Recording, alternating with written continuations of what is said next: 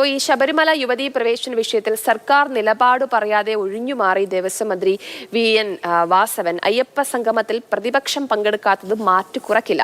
സംഗമത്തിൽ രാഷ്ട്രീയം ആരോപിക്കുന്നത് ദോഷം പറയുന്നവരാണ് എന്നും VN വാസവൻ മാതൃഭൂമി ന്യൂസിനോട് പറഞ്ഞു. ആ പ്രതികരണം കൂടി കേൾക്കാം. ഇന്ന് ആഗോള അയ്യപ്പ സംഗമം നടക്കാൻ പോവുകയാണ്. ദേവസ്വം മന്ത്രി VN വാസവൻ നമ്മോടൊപ്പം ചേരുന്നു. ഈ സംഗമം ഇത് നിക്ഷേപം സ്വീകരിക്കാനുള്ള ഒരു സംഗമമാണോ? ശബരിമലയ്ക്ക് ഒരു മാസ്റ്റർ പ്ലാൻ തയ്യാറാക്കിയിട്ടുണ്ട്.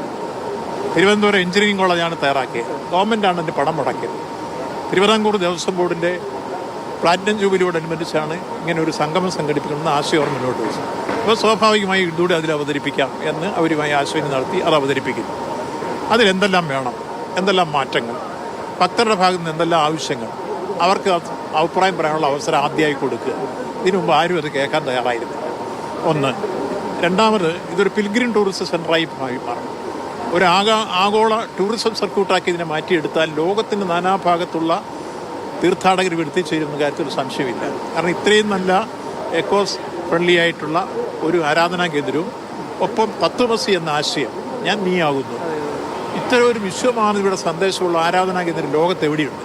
സ്പോൺസർമാരെ കണ്ടെത്താനുള്ള ഇൻവെസ്റ്റർ മീറ്റാണെന്ന് പറയുന്നതിൽ അർത്ഥമില്ല. ഇൻവെസ്റ്റേഴ്സ് മീറ്റാണ് നേരത്തെ നമ്മൾ പറഞ്ഞാൽ അവർ അതിനുള്ള ആളുകളെ ക്ഷണിക്കുക. ഇത് അങ്ങനെയുള്ള ആളുകളെ അല്ല ക്ഷണിച്ചിരിക്കുന്നത്.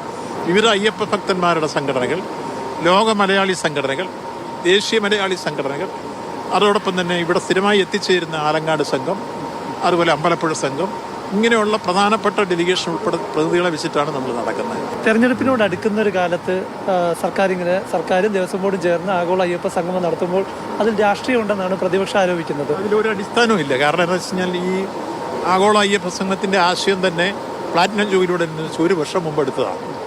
രണ്ട്, കഴിഞ്ഞ പ്രാവശ്യം തീർത്ഥാടന കാലഘട്ടത്തിൽ തന്നെ ഞങ്ങളോട് വിദേശത്ത് നിന്ന് വന്നവർ ചോദിച്ചൊരു കാര്യം, ഞങ്ങൾ വിദേശത്ത് നിന്ന് വരുന്നവർക്ക് ചില കാര്യങ്ങളൊക്കെ ഭാവിയിൽ ഇവിടെ ഉണ്ടാവേണ്ട കാര്യത്തിൽ അഭിപ്രായങ്ങളൊക്കെ പറഞ്ഞു, നിങ്ങൾക്കെല്ലാം സംഗമിക്കാൻ ഒരു അവസരം ഉണ്ടാക്കിക്കൂടെ എന്ന് മലേഷ്യയിൽ നിന്ന് വന്നവർ, സിംഗപ്പൂരിൽ നിന്നവർക്ക് ചോദിക്കുകയുണ്ടായി. അവരുടെ അഭിപ്രായങ്ങൾ കൂടി മാനിച്ചുകൊണ്ടാണ് ദേവസ്വം ബോർഡ് അങ്ങനെ ഒരു തീരുമാനമെടുത്തത്.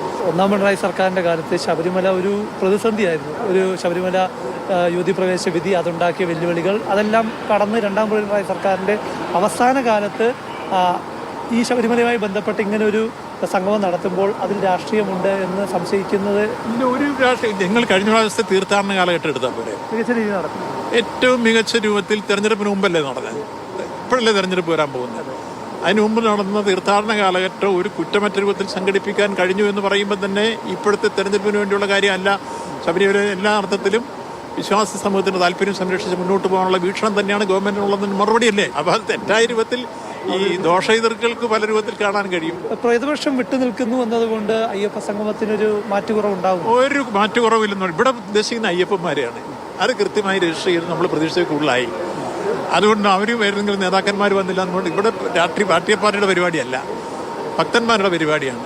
ഈ നമ്മൾ വികസനം ചർച്ച ചെയ്യുന്ന സംഗമത്തിൽ സ്വാഭാവികമായിട്ടും പ്രതിപക്ഷം ഒരു വിഷയം ഉയർത്തി, ഈ ശബരിമല ആചാരവുമായി ബന്ധപ്പെട്ട വിഷയം ഉയർത്തി. കഴിഞ്ഞ ദിവസം നിയമസഭയിൽ അങ്ങ് തന്നെ രേഖാമൂലം ഒരു മറുപടിയും കൊടുത്തു.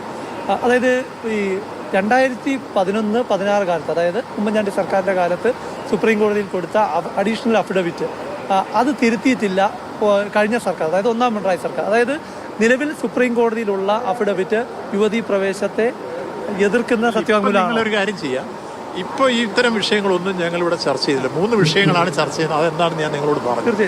അതിനപ്പുറത്തൊരു കാര്യമില്ല. അത് സമയം പറഞ്ഞുകൊണ്ടാണ് ഞാൻ ചോദിച്ചത്. ഏതായാലും യുവതീ പ്രവേശവുമായി ബന്ധപ്പെട്ട വിഷയത്തിൽ മന്ത്രി നിയമസഭയിൽ ഒരു മറുപടി കൊടുത്തു. അത് കഴിഞ്ഞ, അതായത് UDF സർക്കാരിൻ്റെ കാലത്തുള്ള സത്യവാങ്മൂലത്തിനൊപ്പമാണ് എന്നതാണ്. ആ വിഷയത്തോട് പ്രതികരിക്കാൻ ആഗോള അയ്യപ്പ സംഗമ വേദിയിൽ മന്ത്രി VN വാസവൻ തയ്യാറായിട്ടുമില്ല. ക്യാമറമാൻ ജയചന്ദ്രൻ മുല്ലിപ്പാറയ്ക്കൊപ്പം പമ്പയിൽ നിന്നും പ്രശാന്ത് കൃഷ്ണ, മാതൃഭൂമി ന്യൂസ്.